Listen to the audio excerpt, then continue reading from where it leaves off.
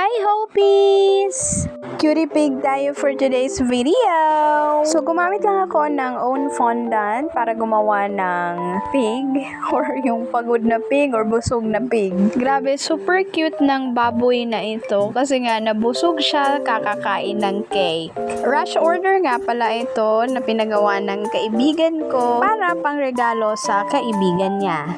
So ayan, para magmukhang busog or kumain talaga yung baboy natin is naglagay lang ako ng mga cake crumbs sa gilid ng bunganga niya at sa baba ng tiyan niya. At yun, successful naman yung nagawa natin kasi nagbuha talaga siyang kumain ng cake crumbs or cake at of course natuwa din yung pinagbigyan ng cake na ito.